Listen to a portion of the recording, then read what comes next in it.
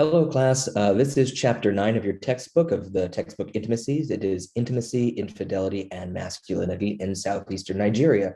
And in this week, we are talking quite a bit about, well, I shouldn't say this week, in this module, we're talking quite a bit about whether or not male infidelity, whether or not male sexual aggressiveness and trying to have multiple partners is actually biological, or if maybe it's biological, but mostly informed by culture, or maybe it's entirely cultural. We're not really sure.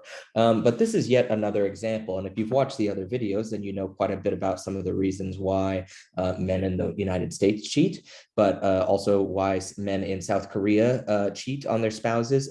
And now we're going to learn a bit about Nigeria. So this is where Nigeria is. If anybody didn't know, it's southwestern Nigeria. And Nigeria is the most populated country, the most populous country in all of Africa. And it's undergoing rapid industrialization, not unlike South Korea went through, but a slower pace than South Korea went through because they have a slower amount of investment in their infrastructure, but they are changing. And as we've seen over and over again, as countries around the world develop, in particular, as they develop in a very capitalistic sort of marketplace, you tend to see the emergence of romantic love, with more romantic love, with partners who are now working outside of the workplace or working outside of the family home, not working on the family farm anymore. They're making their own money. And so they start to demand that they choose their own partners, and that the romantic relationship between themselves and their partner becomes more important to their life, to their livelihood, and to their sense of self. So the author of this text is sort of surprised that at the same time that this is happening, that the institution of marriage and love between two particular people is becoming more and more important to Nigerians. You see actually an increase in extramarital affairs and sex. That would seem contradictory if we go back to Watson that we did in week 1 of class, the idea that this is somehow not logical, that it's not commonsensical. How do we solve this? You know, common sense can't solve it. What you need to know is you have to know about the history of Nigeria. You have to know about Nigerian cultural institutions, in particular, marriage, extramarital relationships, and sex-segregated social institutions, according to your author. So marriage is changing in southeastern Nigeria, with young people increasingly insisting on choosing their own spouses, privileging conjugal relationships relative to broader kinship ties, and emphasizing an ideal of romantic love as an important criterion for selecting a spouse. If you want to find that quote, it's on 225. So just some background about Nigeria. I was going to say background, but actually it starts out with this really funny story with dozens of cars owned by married men who await their unmarried female lovers parked outside of their local college. So every day he would just see this, the anthropologist would just see this line of cars with middle-aged, I almost said Korean, Nigerian men waiting for their college-educated young girlfriends to come out. It's just this open secret that if you had enough money, the very first thing you did was you went and you got a girlfriend from the local college. It was never older women waiting for younger men, never poor men without cars. These two examples were absurd to his informants that he would talk to. Why aren't older women ever seeking extramarital sex with younger men? And where are the poorer men? Why aren't they seeking out these educated women? Well, it just doesn't make any sense in the specific cultural context of Nigeria. So it has to do with these sugar daddies, they call them. That is their word. And age, gender, and inequality. Age, gender, and inequality intersect with socioeconomic disparities in ways that are not always self-evident and not always commonsensical. Move my face around a little bit. So extramarital relationships. Girlfriends of sugar daddies are almost always urban. They're almost always well-educated and young. And these three factors are important. These are the people that are looking to have extramarital relationships. Now, this is not sex work. This is not destitute poverty for women that need to fund their education or are trying to get out of debt. These women are already from well-educated families. They're already well-to-do. They are doing this for more social capital, so that they can buy luxury goods and increase their social capital even further. They fulfill male aspirations to live up to and perform modern masculinity. You can read modern as a sort of Western masculinity that is coming into Nigeria via other sorts of capitalist institutions that are also entering, in which young, attractive, fashionable, and educated extramarital sexual partner is as much about social status as it is about sexual gratification. Having these women, these extramarital affairs is not just about, oh, I'm biologically somehow predispositioned to sleep with young women. It's not about that. It is a social status. This is conspicuous consumption. This is a demonstration of wealth in a particular way that is culturally recognized in Nigeria that might not be as culturally recognized in other places, okay? Hopefully that makes sense. Youth education, fashion sense. And the women are very, very smart about this. They know that they can extract large amounts of resources from these men. So they say no romance without finance. So gender inequality in marital relationships. There's a lot of gender inequality in these marriage relationships. It's ironic that the more and more Nigerian men and women are privileging and making their romantic marriages, their romantic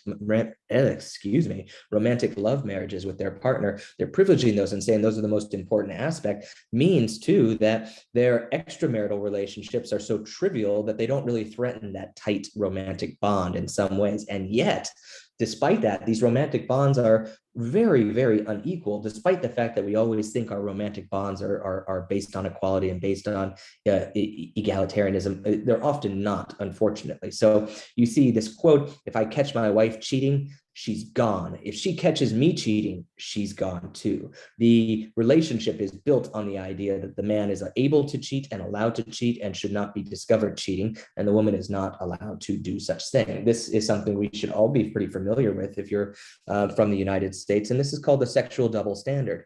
This is a little bit of a more extreme version, and we are wrestling with sexual double standard in the United States, trying to destigmatize slut shaming, things of that nature, but this is a whole nother sort of issue, a whole nother level of sexual double standard.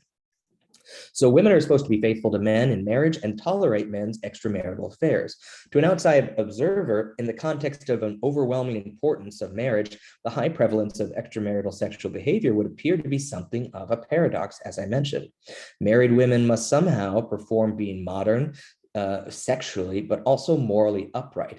So if the women are not satisfying their husbands by doing interesting positions and keeping their own sex life happy and doing different sexual acts, then the man is more likely to cheat. But paradoxically, if the woman does too many different sexual positions and is too experimental and trying different things, the man might think that she is cheating. Where did you learn these other sorts of sexual behaviors? You must be cheating on me. Or I can't believe you know this stuff. You are not the moral person I thought you were. How I need to end this marriage and find a person who only has sex with me in the missionary position, and then I can go and have my the kinds of sex that I actually want to have with other people. That seems to be this really interesting convergence of morality that is very specific to a particular time and place in Nigeria, rather than being rooted in biology, perhaps. So infidelity, I'm going a little bit faster, sorry about that, but infidelity and extramarital intimacy. Are men more likely to engage in extramarital sexual relationships because of an intimate male predisposition? Oh, innate male predisposition? Well, your author would argue no. In fact, men are so interested in intimacy and in different kinds of intimacy, not unlike Americans, where we are trying to have one person that is our best friend and is the most exciting sexual partner we've ever had, and is also our psychologist, and is also, we're trying to have one person that fulfills all these roles perfectly. Well, they're kind of casting that off and being like, well, my wife can't do all those different things. And so we have this system where you ignore my sexual infidelity and I seek other kinds of intimacy. So their demand for intimacy is paradoxically, again, what creates this kind of system, gender inequality. Explaining men's extramarital sexual behavior in these terms inaccurately reduces men's motives to just sexual pleasure. If you've read this chapter, you know that's not their only motivation. That yes, they do seek sexual pleasure, as every human being does, men and women, but they're also seeking a range of intimacies unavailable or insufficiently available in their marriage for reasons that can be understood both structurally to the economic system in Nigeria, but also culturally, and as those two systems interact.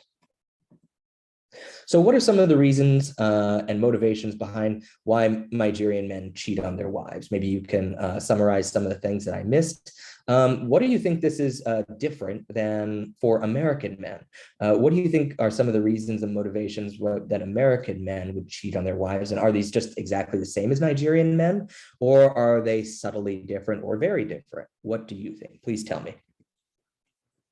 So in conclusion, this is another quote from your author. I argue that understanding men's infidelity in southeastern Nigeria requires tracing the interweaving of a different dimension of the different dimensions of intimacy that matter in men's lives, and that male extramarital sexual behavior is partly a product of men's efforts to navigate the multiplicity of social expectations and individual needs created in different arenas of intimacy. Now, if you don't know what they're talking about, they're also talking about sometimes male sex seeking outside of their married relationship has to do with other males, has to do with male on male bonding, so intimacy with other men. And you should read that chapter. It's very, very important. So your author says that I contend that men in southeastern Nigeria who cheat on their wives are seeking, experiencing, and performing distinct forms of aspects of intimacy in different social arenas and relationships, in the same way that in the last video or some of the last lectures, I've been talking about how males perform masculinity in different ways depending on the social context. That's not entirely different on the way that Nigerian men are performing intimacy or seeking different kinds of intimacies in different kinds of ways, and not entirely different than college students in the United States who have hookup culture, who are looking for a specific kind of intimacy with specific kind of people, and they're playing with this and negotiating this relationship between romantic companion and sexual love, right? It's all similar, and human beings around the world do this. It's just configured in different ways. So the men's relationships that they're negotiating are with their wife, with their extramarital partner, and again with their male peers. So hopefully this gives you something to think about. I'm interested in reading your comments on this lecture. Thank you.